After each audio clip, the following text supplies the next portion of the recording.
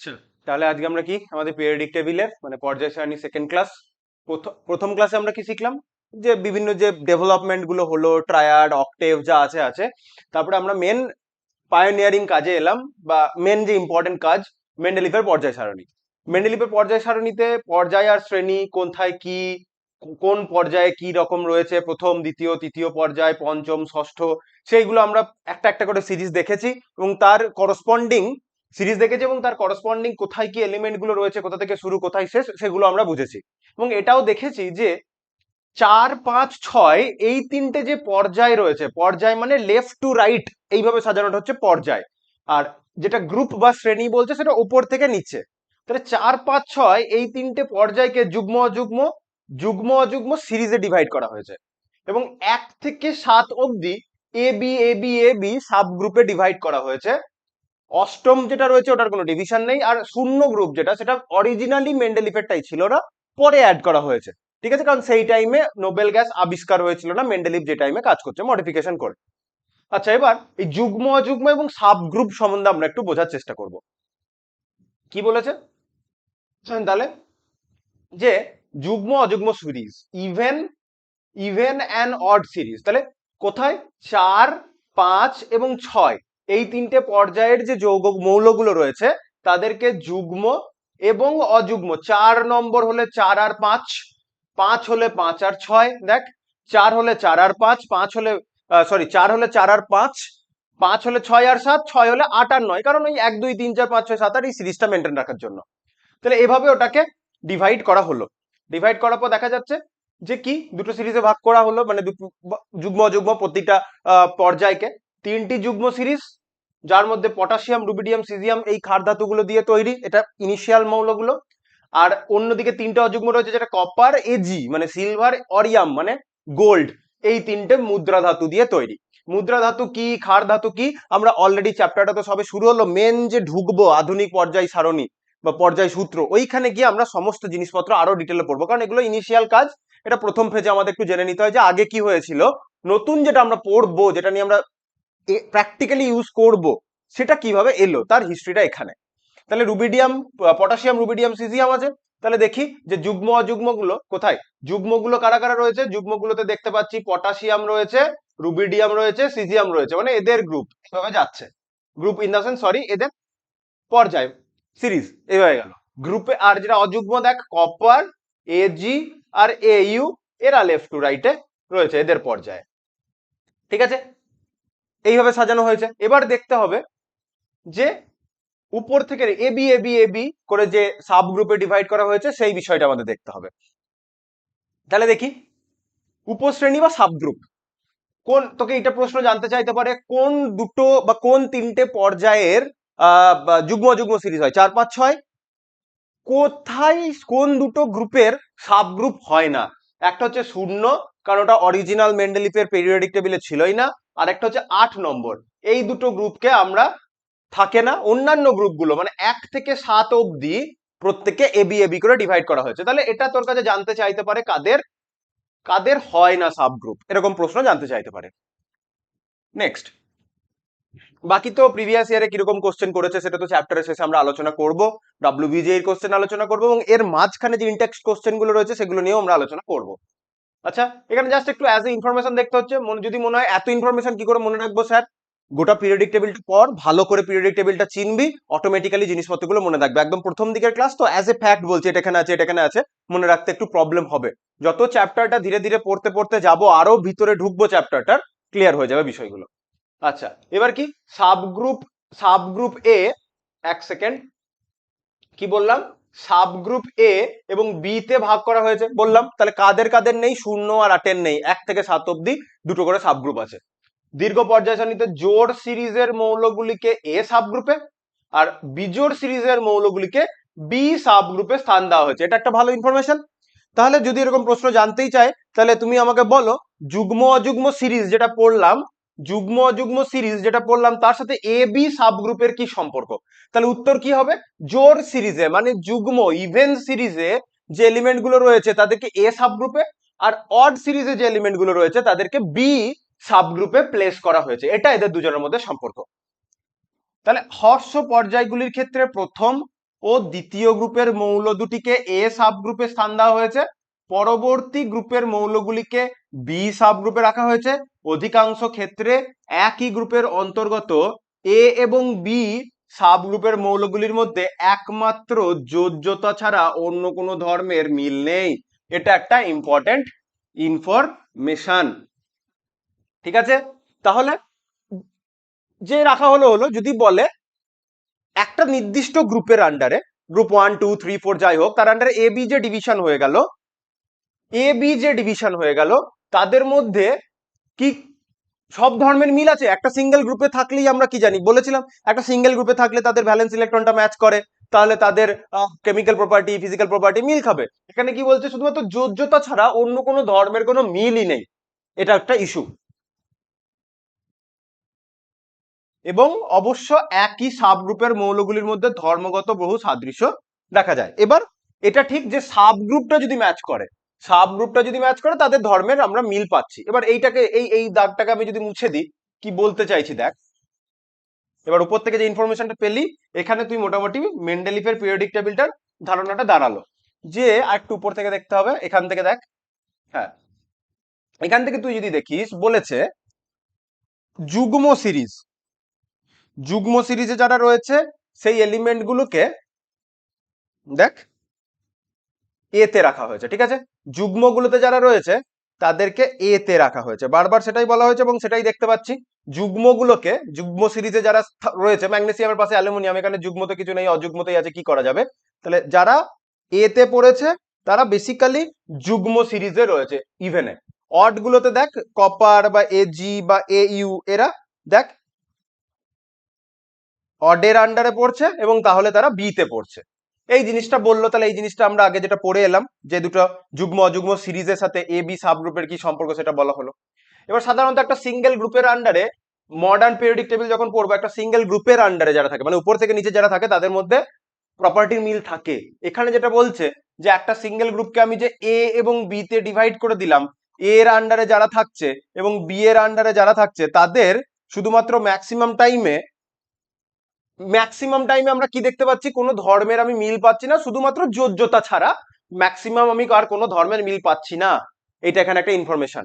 অবশ্য একটা single subgroup যদি হয়, তাদের ধর্মগত বহু সাদৃশ্য থাকছে। এবার তুই যদি পার্টিকুলার এ এর আন্ডারে বি টাকে নিস, মানে copper A G A you, এদের মিল থাকবে। Lithium, sodium, potassium, rubidium, caesium, francium, তুই যদি এভাবে নিস তাহলে মিল থাকবে। তাহলে সিঙ্গেল সাবগ্রুপের প্রপার্টি মিল থাকছে। একটা পার্টিকুলার গ্রুপ, দ্য গ্রুপ 1, তার আন্ডারে সাবগ্রুপ এ বি তে যারা রয়েছে তাদের প্রপার্টি মিল আসছে না, কিন্তু এ এবং বি তে যারা রয়েছে তাদের প্রপার্টির মিল আসছে। এই ইনফরমেশন গুলো আমরা পেলাম। ঠিক আছে, এই হচ্ছে ব্যাপার। দেন এই সাদৃশ্য বৈসাদৃশ্যের কথাগুলো বলেছে।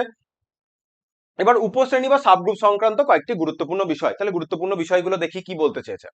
বলেছে একই গ্রুপের আন্ডারে সেটাকে সাবগ্রুপ এ মৌলগুলির সাবগ্রুপ বি মৌলের অপেক্ষা অধিক তড়িৎ ধনাত্মক। ঠিক আছে, তড়িৎ ধনাত্মকতা মানে হচ্ছে আপাতত এভাবে বুঝি ইলেকট্রন ছেড়ে দেওয়ার প্রবণতা। ঠিক আছে, আর আরেকটা যে তড়িৎ ঋণাত্মকতা, ওটা মানে হচ্ছে ইলেকট্রন গেইন করার প্রবণতা, ইন দ্য সেন্স ওটা বন্ডেড সিচুয়েশনে হবে। এই তড়িৎ ধনাত্মকতা, তড়িৎ ঋণাত্মকতা নিয়ে আমাদের ডিটেলে পড়বো, তড়িৎ ঋণাত্মকতার আরো ডিটেলে পড়বো, তখন আরো ভালোভাবে বুঝবো। আপাতত কাজ চালানোর জন্য বলছি, তড়িৎ ধনাত্মক মানে ইলেকট্রন ছেড়ে দিতে চাইছে। ঠিক আছে, আর তড়িৎ ঋণাত্মক মানে ইলেকট্রন নিতে চাইছে। বাকি তো তড়িৎ ঋণাত্মকতা মানে ওটা বন্ডেড সিচুয়েশনে আসবে, ব্যাপার স্যাপারগুলো, ইলেকট্রন গেইন এনথালপি মানে ওখানেও নিতে চাওয়া, তড়িৎ ঋণাত্মকতা মানেও নিতে চাওয়া, তফাৎ আছে না, একটা বন্ডেড সিচুয়েশন, সেগুলো বুঝবো। মধ্যে কথা আপাতত বলছি যে ইলেকট্রন ছেড়ে দেওয়ার ইচ্ছা। গ্রুপ এর সাবমৌল, কোন একটা পার্টিকুলার গ্রুপের এ সাবগ্রুপের মৌলগুলি বি সাবগ্রুপের মৌলগুলির অপেক্ষায় অধিক তড়িৎ ধনাত্মক।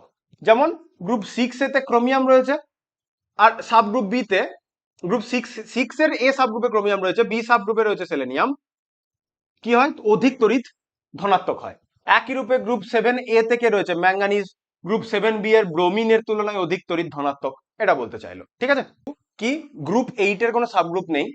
চতুর্থ পঞ্চম ষষ্ঠ পর্যায়ের ক্ষেত্রে, চতুর্থ পঞ্চম ষষ্ঠ পর্যায়ে তো আমাদের ডিভিশন হয়ে গেছে সিরিজে 1 2, তাদের ক্ষেত্রে এই গ্রুপে প্রতি ঘরে 3টি করে মৌল। কি কি 3টি মৌল, নাম মতো মনে রাখতে হবে না, আয়রন, কোবাল্ট, নিকেল রয়েছে, দেন তার নিচে কি রয়েছে, রুথেনিয়াম, রোডিয়াম, প্যালাডিয়াম, তারপর কি হচ্ছে অসমিয়াম, ইরিডিয়াম আর প্ল্যাটিনামকে রাখা হয়েছে, কারণ এদের ধর্মগত মিল খুব বেশি এবং পারমাণবিক ওজনও কাছাকাছি।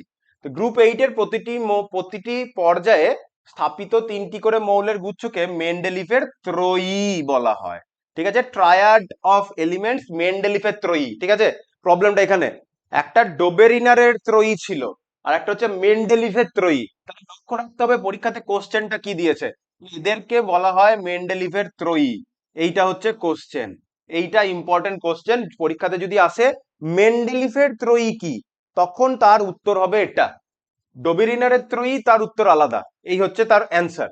আচ্ছা, পরে কি বলা হয়েছে, এই মৌলগুলোকে মেন্ডেলিভ কি বলেছে, সন্ধিগত মৌল বা ট্রানজিশন এলিমেন্ট আখ্যা দিয়েছিলেন। কেন ট্রানজিশন, তার এক্সপ্লেনেশন মডার্ন পিরিয়ডিক টেবিলে যাই, দেখবো মেটাল নন মেটালের মধ্যে কি ট্রানজিশন, কোথা থেকে কি নাম দেখতে পাওয়া যাবে সব। আচ্ছা, যেটা বলেছে গ্রুপ 8 এর যদি দেখি, গ্রুপ 8 এ কিছু না, যুগ্ম অযুগ্ম কিছুতে কোথাও ডিভাইড করা হয়নি। যুগ্ম অযুগ্মতে গ্রুপ 8 কে কিছু ডিভাইড করা হয়নি। 4 নম্বরের জন্য যুগ্ম অযুগ্ম যা গেছে গেছে। গ্রুপ 8 এ আয়রন, কোবাল্ট, নিকেল।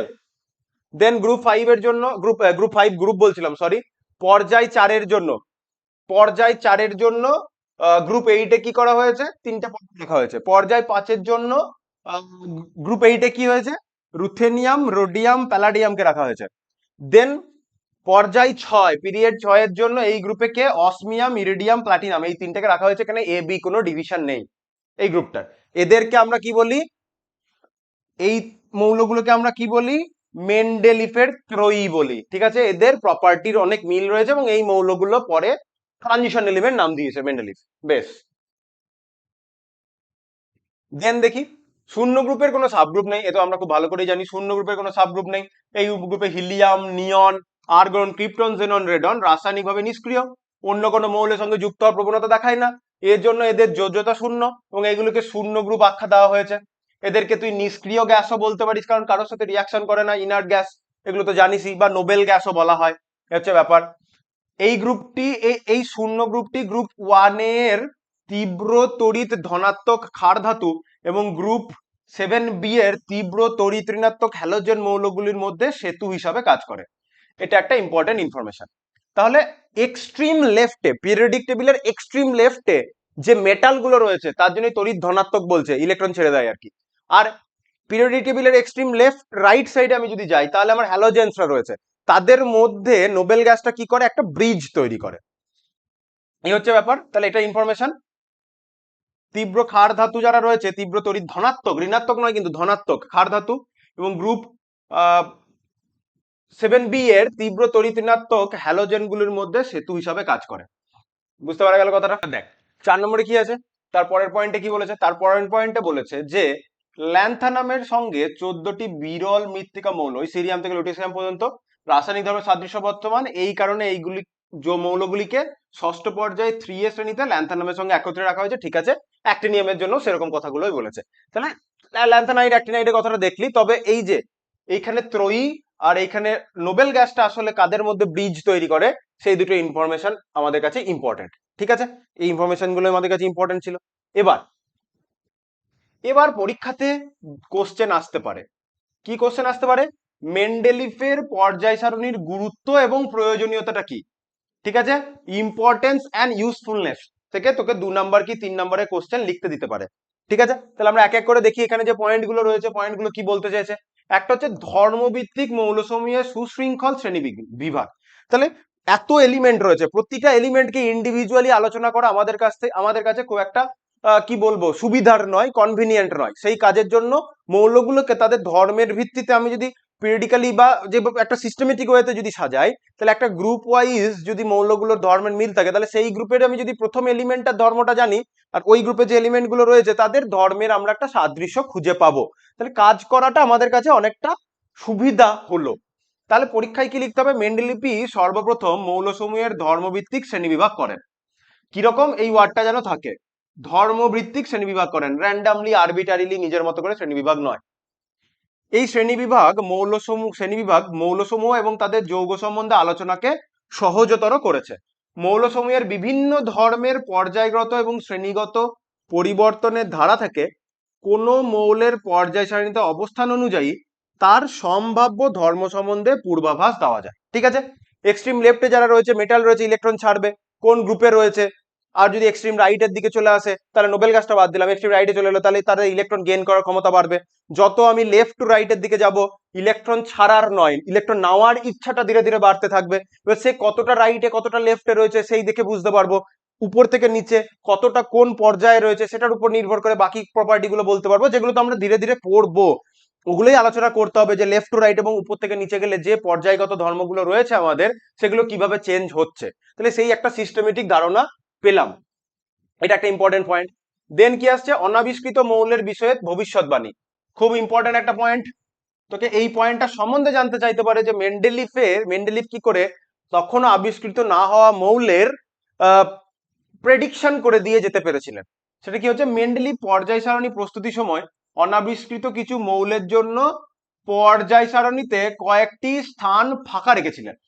ঠিক আছে, পর্যায় সারণীতে অলরেডি কোনো কোনো জায়গায় জায়গা ফাঁকা রেখেছিল। অনাবিষ্কৃত এই সকল মৌলের ধর্ম সম্বন্ধে তিনি ভবিষ্যৎবাণী করেছিলেন। পরবর্তীকালে এই মৌলগুলি আবিষ্কৃত হওয়ার পর আশ্চর্যজনকভাবে তাদের ধর্ম তার ভবিষ্যৎবাণীর সাথে মিলে যায়। কিভাবে মিলে যায় সেই ব্যাপারটা তো বলতে হবে। তাহলে পরীক্ষাতে কি দাঁড়ালো, মেন্ডেলিফ অনাবিষ্কৃত কিছু মৌল ছিল, তাহলে মেন্ডেলিফ পর্যায় সারণী প্রস্তুতির সময় অনাবিষ্কৃত কিছু মৌলের জন্য পর্যায় সারণীতে জায়গা ফাঁকা রেখেছিলেন এবং তাদের ধর্ম সম্বন্ধে ভবিষ্যৎবাণী করেছিলেন। এবং পরে সেই মৌলগুলো আবিষ্কার হওয়ার পর দেখা গেছে যে হ্যাঁ, ধর্মগুলো মেন্ডেলিফ যেমন বলেছিল তার সাথে হুবহু মিলে যাচ্ছে। এবার এই ঘটনা বৈজ্ঞানিকদের নতুন মৌল আবিষ্কারের উৎসাহ দান করে, যেমন স্ক্যান্ডিয়াম, গ্যালিয়াম, জার্মেনিয়াম মেন্ডেলিফের পর্যায় সারণী প্রস্তুতির সময় অনাবিষ্কৃত ছিল। তাহলে এই ইনফরমেশনটা লাগবে। যাও, এই এক্সাম্পলটা আরো বেশি ইম্পর্টেন্ট, শুধু এই কথাটা লিখলে হবে না, তোকে এক্সাম্পল দিয়ে বলতে হবে। তাহলে এরা তখনো পর্যন্ত অনাবিষ্কৃত ছিল। এবার কি হলো, মেন্ডেলিফ এদের নাম দেন, এটাও আবার খুব ইম্পর্টেন্ট, এন্ট্রান্সের রেসপেক্টে বোর্ডস এর রেসপেক্টে খুব ইম্পর্টেন্ট। এদেরকে নাম দেন একা বোরন, একা অ্যালুমিনিয়াম, একা সিলিকন। ঠিক আছে, পিরিয়ডিক টেবিলটা দেখলে এই এই যেই তিনটে মৌল তখন এখন তো স্ক্যান্ডিয়াম, গ্যালিয়াম আর জার্মেনিয়াম নাম, মেন্ডেলিফ একা বোরন, একা অ্যালুমিনিয়াম, একা সিলিকন এরকম নাম দিয়ে গেছিল। কেন, পিরিয়ডিক টেবিলটা দেখলেই বোঝা যাবে এরকম নাম দেওয়ার কারণ কি। কারণ এরা যথাক্রমে বোরন এর পরের লাইনে লেখা, অ্যালুমিনিয়াম এবং সিলিকনের ধর্মের অনুরূপ হবে, সেই জন্য নামটা দিয়েছিল। 1857 সালে একা অ্যালুমিনিয়াম আবিষ্কার করেন এবং নাম দেন গ্যালিয়াম।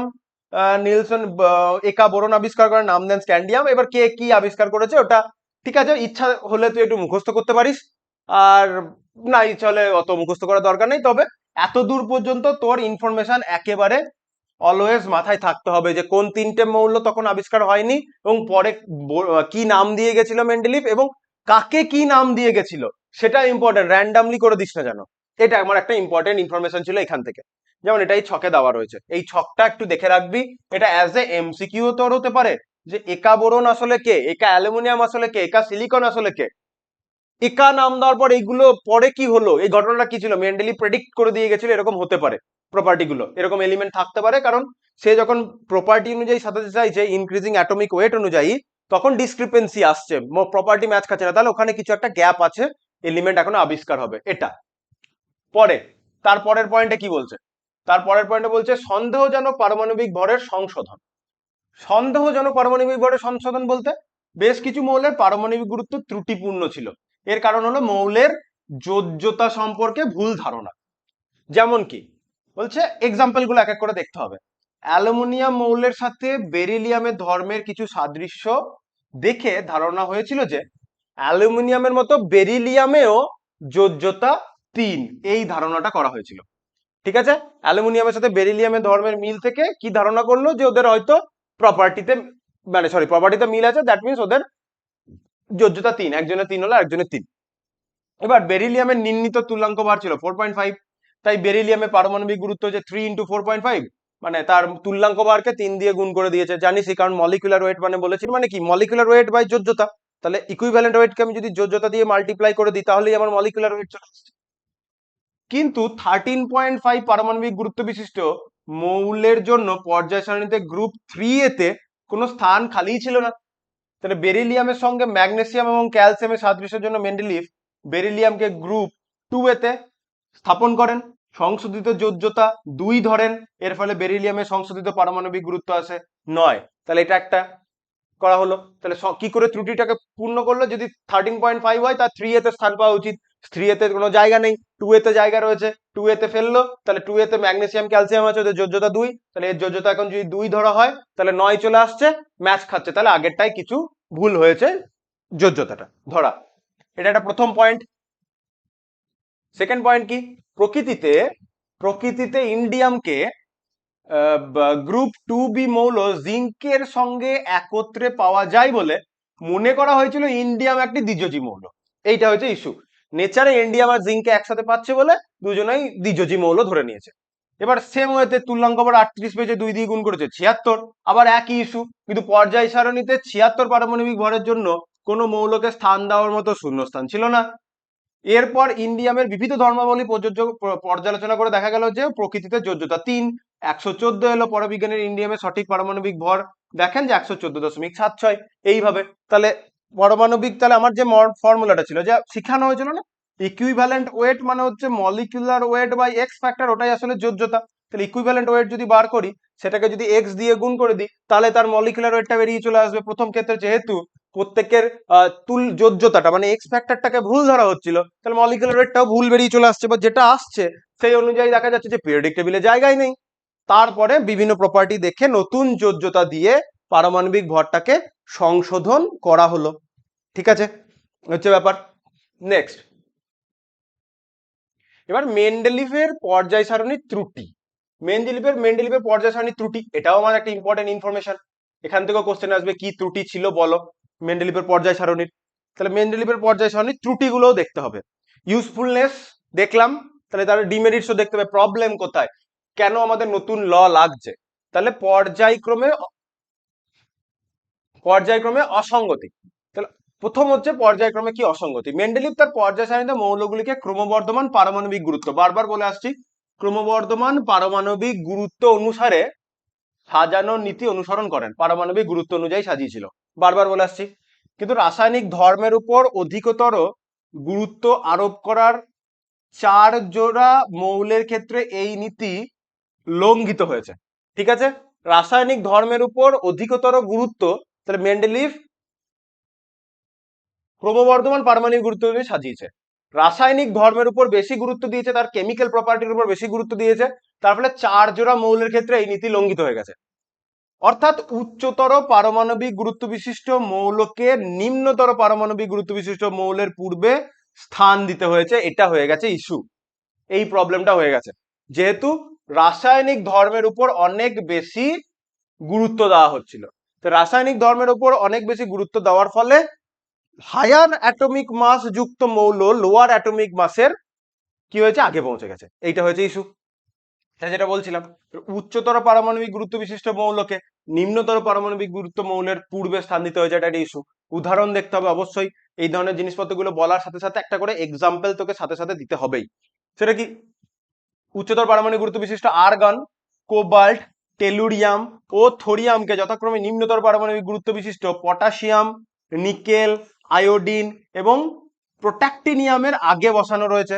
এখানে দেখ পর্যায় সারণীতে আগে কে অবস্থান করেছে, আর্গন পারমাণবিক গুরুত্ব 39.94, পর্যায় সারণীতে পরে কে আছে, পটাশিয়াম 39.1, এই হচ্ছে বেশি, তাহলে হায়ার মলিকুলার ওয়েট আগে চলে এসছে। Cobalt 58.94, nickel 58.69, tellurium 107.61, iodine 126.91, thorium হয়েছে 132.12, প্রোট্যাক্টিনিয়াম হয়েছে 231। তাহলে এই 4 জোড়া মৌলের যে 4 জোড়া নয় এক্ষেত্রে, হ্যাঁ মানে 4 জোড়াই তো, দুটো দুটো করে 4 জোড়া আসছে, তাহলে 4 জোড়া এই যে প্রবলেমটা, তাহলে এটা আমাদের খুব একটা বিশাল একটা ইম্পর্টেন্ট পয়েন্ট, যেই প্রপার্টিটা যেটাকে আমি বেশ ধরছি পারমাণবিক গুরুত্ব সেই অনুযায়ী সাজাতে গিয়ে এই প্রবলেম, তাহলে এটা একটা ইস্যু।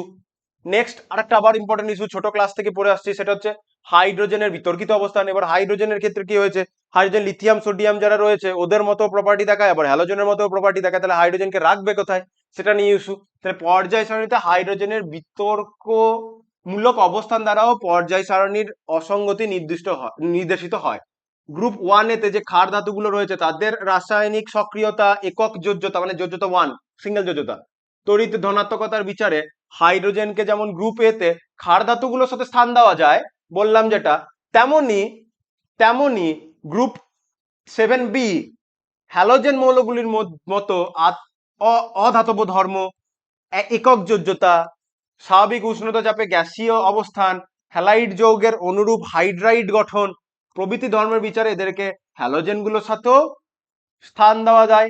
তাহলে এই পয়েন্টটা তোকে খুব ভালো করে পড়তে হবে, তাহলে তোকে পরীক্ষায় কোশ্চেন আসতে পারে হাইড্রোজেনের ওয়ানে যে ক্ষার ধাতুগুলো রয়েছে তার সাথে কি কি ধর্মের মিল রয়েছে, হ্যালোজেন যারা রয়েছে তার সাথে কি কি ধর্মের মিল রয়েছে তোকে জানতে চাইতে পারে। তাহলে এখানে কিন্তু ধর্মগুলো দেওয়া রয়েছে। তাহলে কি কি ধর্ম আমি আরেকবার বলে দিই।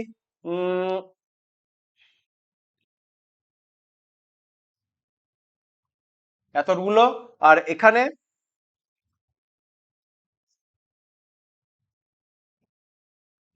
এই হচ্ছে ধর্ম, একটা ওয়ান এর সাথে একটা টু এর সাথে আমি হাইলাইট করে দিলাম।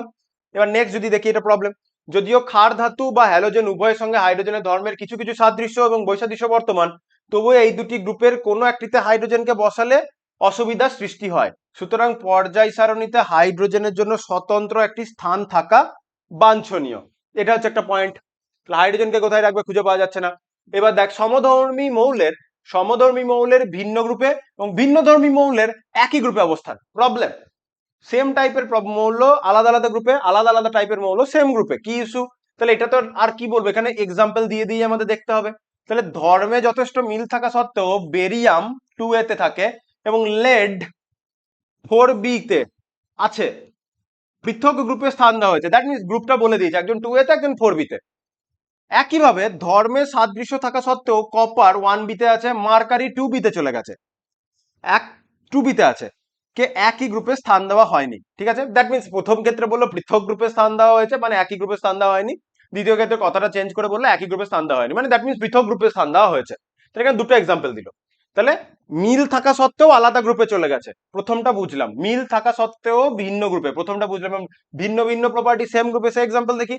আবার কিছু কিছু ক্ষেত্রে রাসায়নিক ধর্মে যথেষ্ট সাদৃশ্য না থাকা সত্ত্বেও এমনকি সম্পূর্ণ ভিন্ন ধর্ম বিশিষ্ট মৌলগুলিকে 1A এবং B দুটো সাব গ্রুপে বিভক্ত করে একই গ্রুপের অন্তর্ভুক্ত করা হয়েছে। এটা হচ্ছে ব্যাপার। তার উদাহরণে আমরা কি পাবো? লিথিয়াম, সোডিয়াম, পটাশিয়াম প্রভৃতি তীব্র ক্ষারধর্মী সক্রিয় ধাতুকে সাবগ্রুপ এ তে দেখলাম। কপার, সিলভার, গোল্ড, ওই যেটা মুদ্রা ধাতুগুলো যেগুলো ছিল কপার, Ag, Au, যে তিনটে লেখা ছিল আগেই পড়ে এলাম, তাদেরকে প্রভৃতি মুদ্রা ধাতুকে কি করা হয়েছে? ওর সাথে বি গ্রুপে স্থান দেওয়া হয়েছে। কোথায়? বি গ্রুপে রেখে দুজনকেই একই গ্রুপের আন্ডারে ফেলে দেওয়া হয়েছে, মৌলগুলিকে গ্রুপ 1 এর অন্তর্ভুক্ত করা হয়েছে। একইভাবে ভিন্নধর্মী হওয়া সত্ত্বেও ম্যাঙ্গানিজকে হ্যালোজেনের সঙ্গে গ্রুপ 7 এ স্থান দেওয়া হয়েছে, এ বি তে ডিভাইড করা হয়েছে কিন্তু সেম গ্রুপে রাখা হয়েছে। এবারে তোকে বারবার এটাই বলেছিলাম, সেম গ্রুপে থাকা মানে তাদের প্রপার্টিতে মিল হবে। এ বি তে ডিভাইড করে দিয়েছে, এ গুলো আর বি গুলোর প্রপার্টি মিল খাচ্ছে, তাহলে এটা একটা প্রবলেম সাজানোটা। আবার কি দিয়েছে? গ্রুপ 8 এর মৌল সমূহের পৃথক স্থানের অভাব, এটা হচ্ছে ব্যাপার। তাহলে চতুর্থ, পঞ্চম, ষষ্ঠ পর্যায়ের ক্ষেত্রে 4, 5, 6, এই 4, 5, 6 এই পর্যায়ের ক্ষেত্রে গ্রুপ 8 এর একত্রে 3টি করে মৌল যথাক্রমে এই যে মেন্ডেলিফের ট্রায়াড স্থান পেয়েছে। এই মৌলগুলির রাসায়নিক ধর্মের অনেক সাদৃশ্য থাকলেও 3টি করে মৌলের একত্রে একই গ্রুপে অবস্থান পর্যায় বিন্যাসের মূলনীতির সঙ্গে সামঞ্জস্যপূর্ণ নয়। কি বলতে চাইলো? প্রতি ক্ষেত্রে আমরা যখন পিরিয়ডিক টেবিলটা দেখে আসছি, পিরিয়ডিক টেবিলে দেখেছি কি একটা পার্টিকুলার গ্রুপ এ বি তে ডিভাইড হয়েছে, কিন্তু এ এর আন্ডারে একজন, বি এর আন্ডারে একজন। তাহলে উপর থেকে নিচে একটা একটা একটা একটা করে এলিমেন্ট থাকার কথা, এখানে কি হয়েছে? উপর থেকে তিনটে তিনটে তিনটে তিনটে করে এলিমেন্ট, মানে তিনটে এলিমেন্ট একটা গ্রুপে। সাধারণত একটা গ্রুপে একটা এলিমেন্টই হয়, এবার এটাকে এ বি করে ডিভাইড করেছে। এখানে কি হচ্ছে? একটা গ্রুপে তিনটে, এটা পিরিয়ডিক টেবিলের প্রপার্টিটাকে মানে মেনটেন রাখছে, না একটা গ্রুপে একটা একটা করে এলিমেন্ট থাকছে। এ বি ডিভাইড করে দুটো দুটো করেছে, পারেনি সামলাতে, তার জন্য এভাবে করা হয়েছে। পরে তো আসলে মেন যেটার উপর বেস করে করছে পারমাণবিক গুরুত্ব, ওটাই ফল্টি, ওটার উপর বেস করে মৌল ধর্মগুলোকে ভাবলে হবে না। আচ্ছা, তারপরে ল্যান্থানাইড অ্যাক্টিনাইড মৌলসমূহের উপযুক্ত স্থানের অভাব, ওদেরকে কোথায় রাখবে? পারমাণবিক ভর বিভিন্ন হওয়া সত্ত্বেও ল্যান্থানাম 57 এর সঙ্গে রাসায়নিক ধর্মে সাদৃশ্য থাকায় সিরিয়াম থেকে লুটেশিয়াম পর্যন্ত 14টি বিরল মৃত্তিকা মানে ল্যান্থানাইড মৌলকে ষষ্ঠ পর্যায়ের গ্রুপ 3 তে ল্যান্থানামের সঙ্গে স্থানে রাখা হয়েছে। ঠিক আছে, ল্যান্থানামের সাথে রাখা হয়েছে। অন্যরূপে ভিন্ন পারমাণবিক ভর বিশিষ্ট রাসায়নিক ধর্মের সাদৃশ্য সম্পূর্ণ 14টি অ্যাক্টিনয়েড যেখান থেকে যেখানে হয় মৌলসমূহকে সপ্তম গ্রুপের গ্রুপ 3 তে অ্যাক্টিনিয়ামের সঙ্গে একই স্থানে রাখা হয়েছে। এইভাবে বিভিন্ন পারমাণবিক ভর বিশিষ্ট মৌলসমূহকে একত্রে অবস্থান পর্যায়গত ধর্মের মূলনীতি বিরোধী। তাহলে ল্যান্থানাইড অ্যাক্টিনাইডের কোনো আলাদা পজিশন নাই, এটা প্রবলেম। তাহলে এই প্রবলেম গুলোকে দূর করবে কি করে? আরো একটা আছে আইসোটোপ। আইসোটোপটা আরেকবার রিপিটেশনে বলবো, আইসোটোপ আগে বলেছিলাম, আরেকবার আইসোটোপটা আমি রিপিটেশনে বলে আমি ব্যাপারটা আসছি। দিয়ে আমাদের কি ঘটনা ঘটলো যেখান থেকে আমাদের নতুন মডার্ন পিরিয়ডিক ল আসবে। বেসিক্যালি ওল্ড আমাদের এখানে শেষ, এবং আইসোটোপের পজিশনটা বলতে পারছেন, আইসোটোপটা বলে নিয়ে আমি বলছি, ঠিক আছে? এবার দেখ, আইসোটোপ না, আইসোটোপ সম্বন্ধে একটু আলোচনা করে দিই। আইসোটোপ কাদের বলে? আমি আইসোটোপের প্রথমে হাইড্রোজেনের এক্সাম্পলটা দিয়ে বলি, তারপরে বাকিগুলো বলছি, ঠিক আছে? তাহলে আইসোটোপ কারা? আইসোটোপ হচ্ছে যে একই মৌলের আলাদা আলাদা স্পিসিস। তাহলে একই মৌল, let's say hydrogen, hydrogen, hydrogen, hydrogen, তাহলে একই মৌলের আলাদা আলাদা স্পিসিস, মানে এটাও atomic number 1, atomic number 1, atomic number 1। আগেও বলেছি অ্যাটমিক নাম্বার যতক্ষণ পর্যন্ত চেঞ্জ হচ্ছে না মৌল চেঞ্জ হবে না। কিন্তু সেন্টারে বিভিন্ন সংখ্যক প্রোটন থাকার জন্য তাদের মাস নাম্বার গুলো ভিন্ন ভিন্ন। সেন্টারে বিভিন্ন নাম্বার প্রোটন বলে পেলাম, সরি, সেন্টারে বিভিন্ন সংখ্যক নিউট্রন থাকার জন্য মাস নাম্বারটা বিভিন্ন। যেমন এখানে একটা প্রোটন, এখানেও একটা প্রোটন, এখানেও একটা প্রোটন, এখানে 0 নিউট্রন, এখানে একটা নিউট্রন, এখানে দুটো নিউট্রন।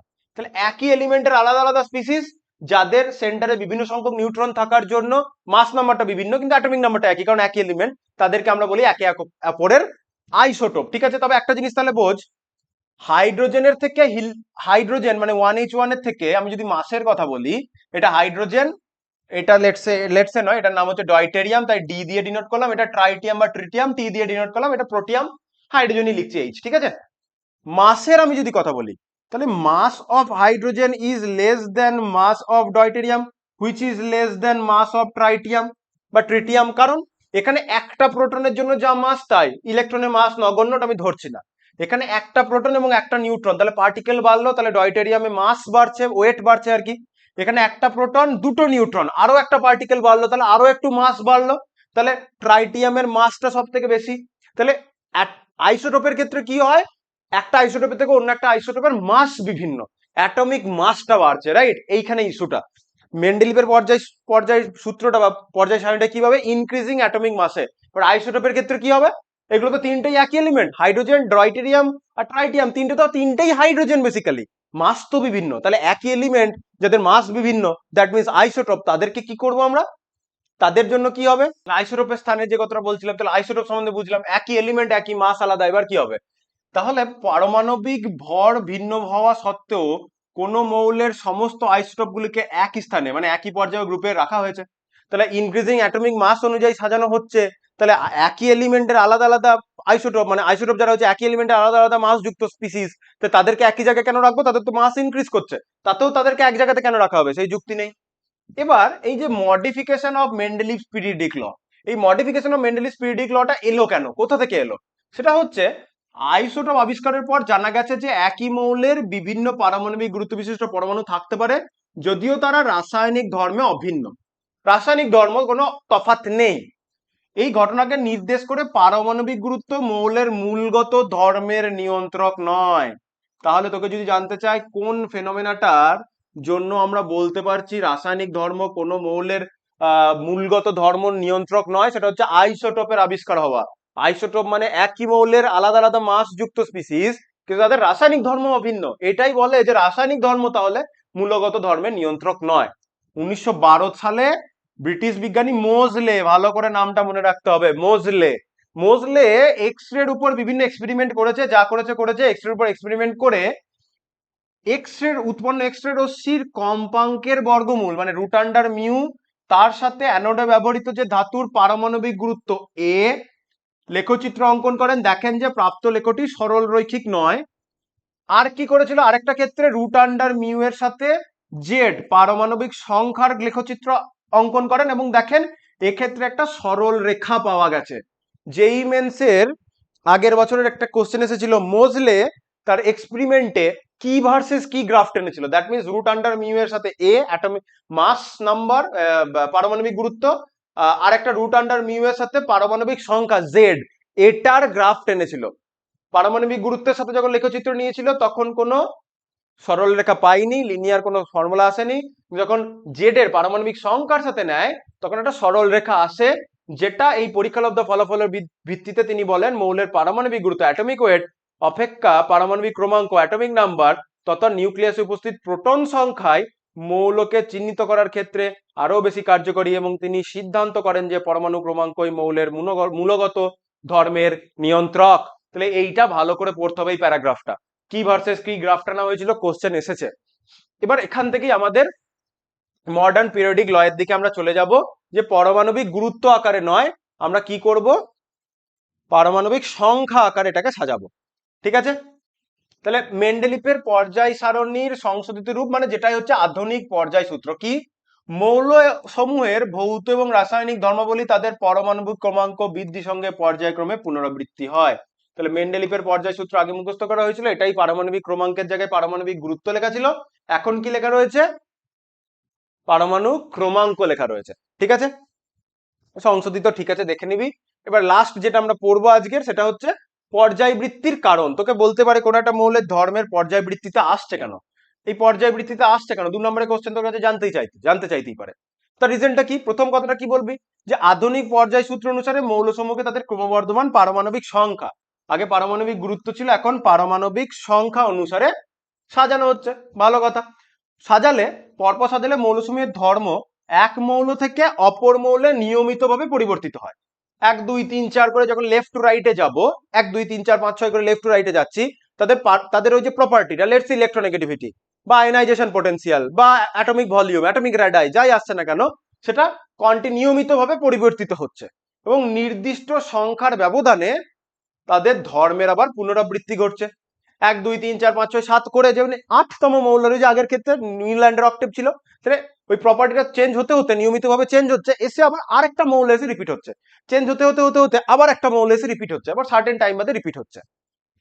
আবার বিভিন্ন মৌলের ইলেকট্রন বিন্যাস পর্যালোচনা করে দেখা যায় যে মৌলের পারমাণবিক সংখ্যা বৃদ্ধির সাথে সাথে নির্দিষ্ট ব্যবধানে পরপর মৌলগুলির যোজ্যতা কক্ষের ইলেকট্রন বিন্যাসের পুনরাবৃত্তি ঘটে। তাহলে তাহলে আউটার 1 নম্বরে যে আছে আউটার অরবিটের মানে যোজ্যতা একটা ইলেকট্রন আছে, যোজ্যতা ইলেকট্রন 1, তারপরে 2 3 4 5 6 করে বাড়তে যাচ্ছে। তাহলে সেম নাম্বার অফ যোজ্যক ইলেকট্রন সার্টেন টাইম অন্তর অন্তর রিপিটে আসছে, পুনরাবৃত্তি হচ্ছে। এই নির্দিষ্ট অন্তরগুলি হলো 2 8 8 18 18 এবং 32। এইগুলো এগুলোকে কখনো কখনো ম্যাজিক নাম্বার বা ম্যাজিক সংখ্যা বলে, যাই হোক সেটা কথা নয়। তাহলে মোদ্দা কথা যেটা দাঁড়াচ্ছে, ইলেকট্রন বিন্যাস পর্যালোচনা করলে দেখা যাবে যে মৌলের পারমাণবিক সংখ্যা বৃদ্ধির সাথে সাথে নির্দিষ্ট ব্যবধানের পর পর মৌলগুলির যোজ্যতা কক্ষের ইলেকট্রন বিন্যাসের পুনরাবৃত্তি ঘটছে, এটা হচ্ছে ব্যাপার। তাহলে উপরোক্ত এই তথ্য দুটোকে আমরা যদি এক জায়গায় নিয়ে আসি, তাহলে আমরা বলতে পারছি যে কি না, পারমাণবিক সংখ্যার নির্দিষ্ট ব্যবধানে যোজ্যতা কক্ষের একই প্রকার ইলেকট্রন বিন্যাসের পুনরাবৃত্তি ঘটার সঙ্গে সঙ্গে বিভিন্ন ধর্মের পুনরাবৃত্তি ঘটে। যেমন গ্রুপ 1 এর আমি যদি কথা বলি, ক্ষার ধাতুগুলোর বহিস্থ কক্ষে ইলেকট্রন বিন্যাস কি NS1, কারণ সবারই লিথিয়ামের জন্য তুই দেখ, লিথিয়ামের জন্য আসছে আউটার অরবিটে 2s1, তারপরে 3s1, তারপর 4s1, তারপর 5s1, উপর থেকে নিচে। আধুনিক পর্যায় সারণীটা সম্বন্ধে পড়ি তখন কি করে এইভাবে 2 3 4 5 6 লিখে দিচ্ছে, মুখস্থ রাখতে হবে না, নিয়ম আছে, সেই নিয়ম ধরেই লেখা হয়েছে, সেই নিয়মগুলো আমরা নেক্সট ক্লাসে পড়বো, আধুনিক পর্যায় সারণীটাকে বুঝবো। সবারই মধ্যে কথা এস অরবিটালে একটা করে ইলেকট্রন রয়েছে, এনএস কেন রয়েছে, এন এর ভ্যালু 2 3 4 5 করে চেঞ্জ হচ্ছে, তাহলে একটা ইলেকট্রন রয়েছে আউটার অরবিটে। তাহলে এন বহিস্তম কক্ষের মুখ্য কোয়ান্টাম সংখ্যা, তাই এদের ধর্মের মধ্যে সাদৃশ্য দেখা যায়, যেহেতু সবারই এই যোজ্যতা 1 রিপিট হচ্ছে। এবার উপরে নিচে আছে তো এইদিকে তো লেফট টু রাইটে আরো অনেক এলিমেন্ট পড়ছে, নোবেল গ্যাস পর্যন্ত গিয়ে আবার এইটা রিপিট হচ্ছে, আবার এই পর্যায় বরাবর লেফট টু রাইটে যাচ্ছে, নোবেল গ্যাস পর্যন্ত পৌঁছাচ্ছে, আবার রিপিট হচ্ছে। তাহলে সার্টেন ব্যবধানে যোজ্যতা 1 রিপিট হচ্ছে, যোজ্যতা 2 রিপিট হবে, 3 4 এভাবে সব রিপিট হবে। তাহলে সার্টেন ব্যবধানে এগুলো রিপিট হয়, তাহলে যোজ্যতা কক্ষে ইলেকট্রনটা রিপিট হচ্ছে, সেটাই হচ্ছে মৌলের ধর্মের বা রাসায়নিক ভৌত ধর্মের পর্যায়বৃত্তিতার কারণ। ঠিক আছে, তাহলে আজকের ক্লাস এতটাই থাকলো, নেক্সট ক্লাসে আমরা আধুনিক পর্যায় সূত্র নিয়ে আলোচনা করব। ঠিক আছে।